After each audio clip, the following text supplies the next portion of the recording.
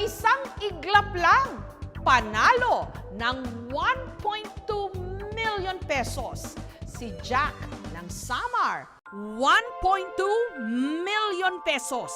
Saang kamay ba ng Diyos makukuha yan ngayon?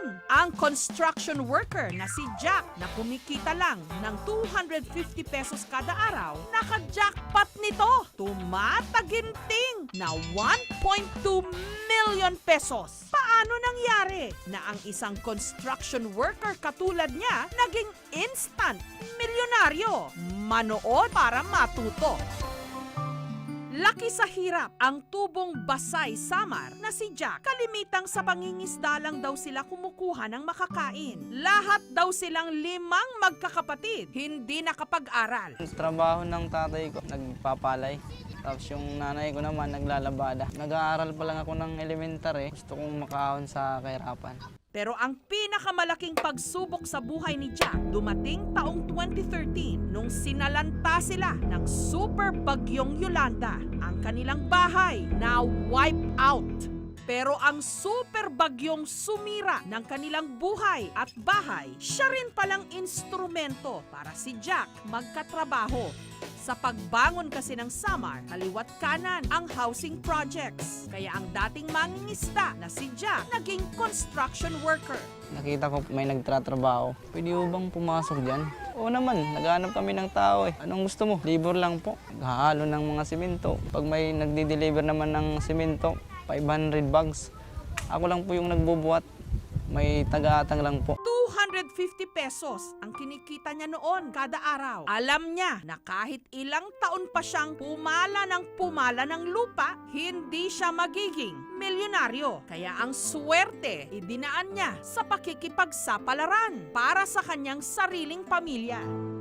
Matagal na raw libangan sa probinsya ni Jack ang pagtaya sa illegal na 645. May legal itong version na tinatayaan sa mga lotto outlet. Pero dahil wala nito, kina Jack, 3 numero lang ang kailangang tamaan mula 1 to 45. Kapag binola ito at nabunot ang iyong numero, jackpot na! Nakita ko po may nagpapataya.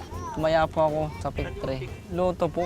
Parang sa ano, di ba, mega jackpot, 645. Taya po ako ng taya, araw-araw, 50. Pag may gusto po akong number, yun po yung tinataya ko. Hoy! Mananikas! Mataya! Sinimulan daw ni Jack ang araw-araw na pagtaya ng 50 pesos kung saan pwede siyang manalo ng 15,000 pesos. At sa loob lang daw ng 3 linggo, tumama siya 15,000 pesos. Tuwang-tuwa po ako nun eh. Kasi yung 50 pesos ko naging 15,000. Doon na po ako nainganyo. Dahil ramdam daw ni Jack na tila umaayon sa kanyang swerte. Ang 50 pesos niyang taya, ginawa niyang 100 pesos. Siyempre may panalo pa nun ako eh. Parang nabawi na rin po. Tapos yung sahod ko po, naapektuhan na sa pagtataya. Parang napapansin ko na, parang lumulubog ako ah. Ang ginawa ko po, naghanap po ako ng buyer ng motor. Halagang 15,000. Yung bili ko po 35,000. Pero bininta ko lang po ng 15,000. Ayun po nabili.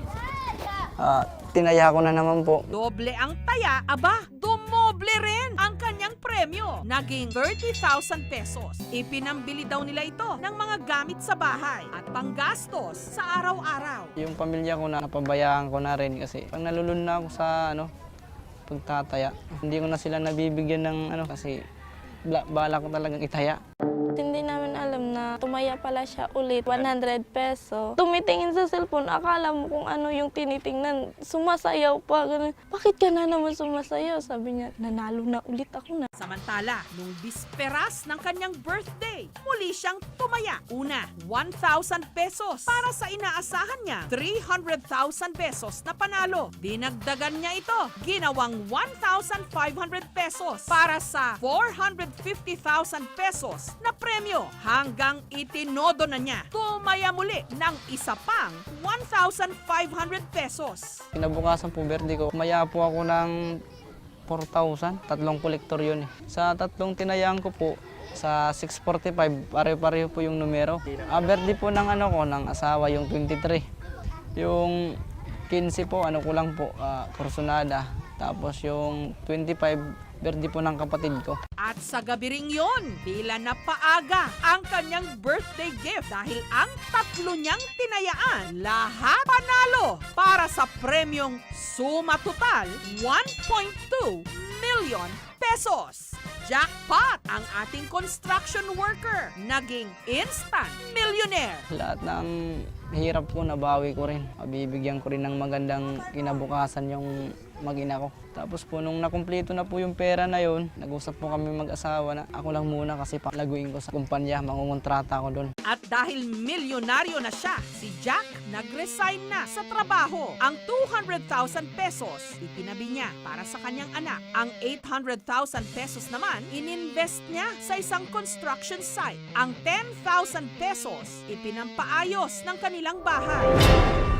Si Jack aminadong hindi wais sa pera. Ang 200,000 pesos na natira, akalain mong naubos niya sa loob lang ng isang linggo. Araw-araw daw kasi siya kung uminom at magbalato hanggang sa hindi na lang niya namalayan, nagalaw na niya ang 200,000 pesos na itinabi niya para sa kanyang anak. Ang 800,000 pesos naman na ininvest niya sa construction, nalugi. Yung inisip ko lang po, magsaya po ako ngayon kasi birthday ko. Tapos nanahalo po ako ng victory, tapos 1.2 pa. Nalalasing na po ako pag sinasabing wala nang inumin. Kumukuha po ako ng pera, bili ka pa doon.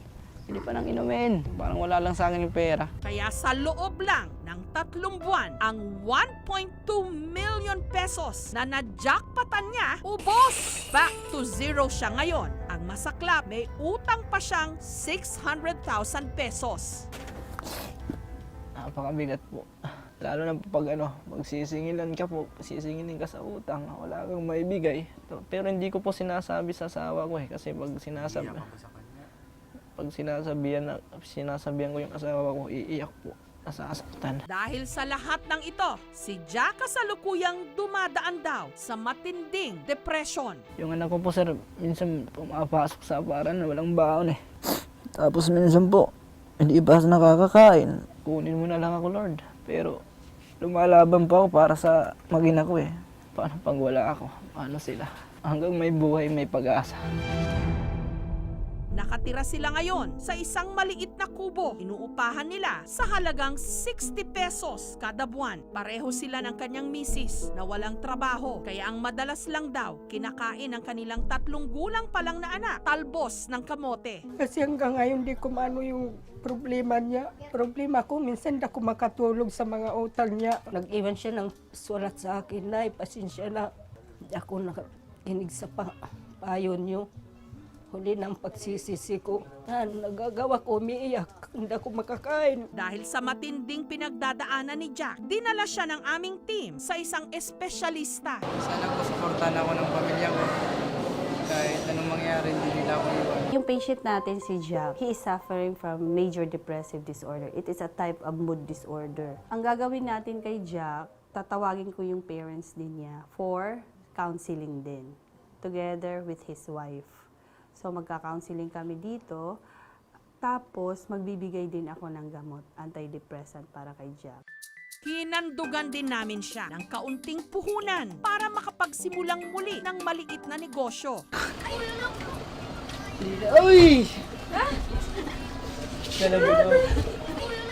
Pangarap ko po kasi magtinda noon. Maraming salamat po. Sobra po kami. Nagpapasalamat po sa inyo. Wala akong masabi sir. Masaya lang ako. Pakonsuelo na lang niya sa kanyang sarili. Hindi naman niya pinaghirapan talaga ang napanalunan niya noong 1.2 million pesos. Kaya raw siguro madali rin itong nawala. Gayunman, hawak pa rin niya ang kanyang pangarap na makakaahon din sa hirap. Ngayong natuto na siya ng leksyon. Inawakan mo talaga ng maayos yung pera mo. Hindi dapat winaldas.